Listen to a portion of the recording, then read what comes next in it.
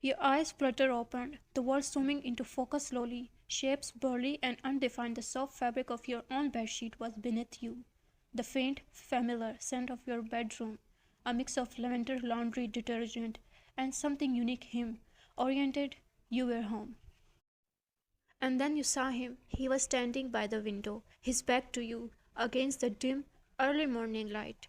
His shoulders were slumped, his usual confident posture replaced by a heavy, weary burden.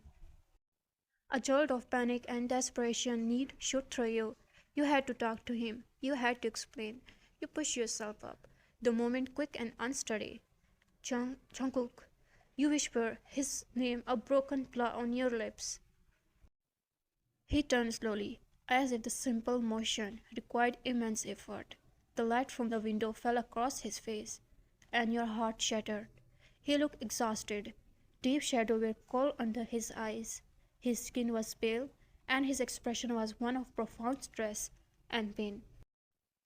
It was the face of a man who hadn't slept, a man whose world had been tilted off his axis. He walked towards the bed, each step measured and heavy. He sat on the edge, the mattress dripping with his weight. His dark, intense eyes searched your face, not with the anger this time, but with a deep, heartbreaking need for an answer he could actually believe. His voice, when he finally spoke, was low and gravelly, stripped it of all his usual warmth. It was serious, scary, calm. You already knew that you were pregnant, right? The question hung in the air, lead waiting to drop. You couldn't bear to hold his gaze. Your eyes dropped to your hands, twisting in the sheet. A single hot tear escaped, tracing a path down your cheek, before falling silently. You nodded slowly, a tiny ashame. As he saw your note, he took a sharp, deep breath, as if he'd been physically punched. The betrayal was a fresh wave crashing over him. And yesterday, he continued, his voice tightening, you told me you got your periods. You remained silent. What could you possibly say? The web of life was tangled now. You couldn't see a way out. He took another deep breath, and then another, trying to steady the storm inside him. The silence in the room was thick and suffocating, stretching for a long, painful minute, as he just sat there, staring at you, lost and undefeated. Really, Ryan? He finally whispered, the sound full of disbelief. This is what we are? I thought, I just thought maybe. His voice trailed off. The end of his sentence, maybe, was where stronger than this, left unspoken, but painfully understood. I can explain. You choked out the words, feeling useless even as you said them. What are you going to say now? He asked, a bitter, hollow laugh escaping him. Another lie? Or a new drama, huh?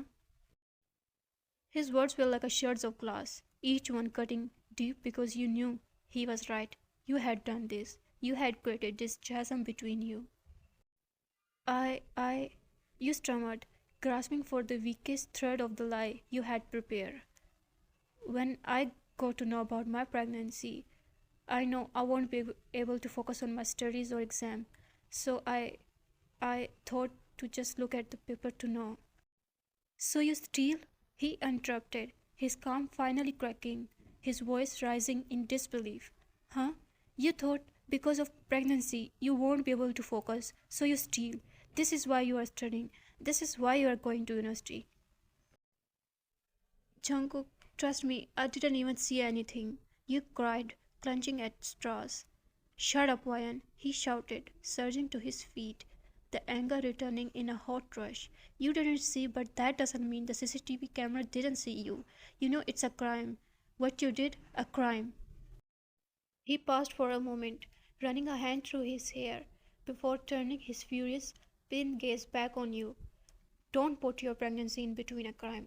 If you thought you couldn't be able to focus on the studies, then you should have told me. I would help you, if you had asked me for once. Only for once, that is the problem. I swear, I would have told you everything, even it was a betrayal to my job. And if you thought you won't be able to focus on the studies, then it wouldn't be need to sit in the examination hall. You could have skipped it, aren't it? but stealing wasn't a good plan. He was breathing heavily, his chest heaving as he saw your body wrecked with sobs, the tears streaming down your face. But the magnitude of your actions and the lies that shielded them was too great. Tell me the truth, he demanded, his voice dropping again and desperate. Did they both force you? Nick and Sam, did they? Your mind screamed yes, but the fear was a cage around your heart. No, no, no, you whispered, shaking your head violently. No one. I did it on my own. He stared at you, his expression shifting from anger to pure shock. He was speechless. The logic made no sense. The fear he had witnessed in you was too real, too visceral, to be about nothing. Then why? He asked, his voice barely audible. Then why you are so scared of them? Because because they had doubts on me, you whispered, offering a firm set of excuse. That was the final straw. The last of the fight seemed to drain out of him. He looked at you as if he were looking at a completely stranger. Without another word, he turned and walked into the bathroom, closing the door softly behind him, leaving you alone in the devastating silence. You collapsed forward, burying your head in your knees, your body shaking with the silent, gut-wrenching sobs. You were drowning in your own lies, and in your desperation to protect him, you were pushing the man you loved further and further away. The truth was a weight you were too scared to lift, and it was crushing you both. The air in the living room was thick and cold, heavy with unspoken shattered trust. Jungkook sat on the couch, his posture rigged, his focus entirely on the screen of his laptop. The soft clicking of the keys was the only sound of rhythmic counterpoint to the deafening silence between you. Hesitantly, you walked out of the bedroom and sat next to him, leaving a careful space between you. He didn't look up, not a glance, not a flicker of recognition. It was as if you were a ghost. Gathering your courage, you broke the silence, your voice small and trembling. Jungkook, I didn't think about the CCTV cameras. What is going to happen now? Are they are they going to put me in jail? His fingers stopped typing. He didn't turn his head, but he gave you a sharp, swift side glance. It was look so cold, it was enough to freeze the words in your throat. Now you're thinking about this? He said, his voice flat devoid of emotion, his eyes back on the screen. After doing the crime, huh? You took a deep, shuddering breath, feeling the walls closing in. Jungkook, I'll go. I'll go and tell the head of the department everything, even if they expel me.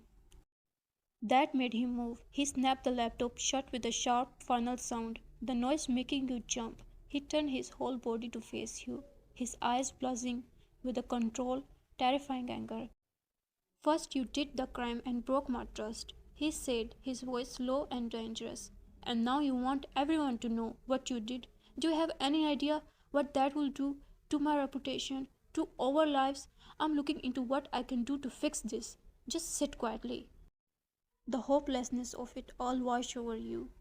I am sorry, Jungkook, you whispered, fresh tears welling up. It all because of me. I don't deserve you. From now on, he declared, his tone leaving no room for arguments, you are not going to university. Your eyes widened in pure horror. The blood drained from your face. No, you breathed. I will. I have to sit in the examination hall. That was the final straw. With a student's violent move, he swept his laptop off the crowd, sending it across the floor. He surged to his feet, looking down at you with utter disbelief.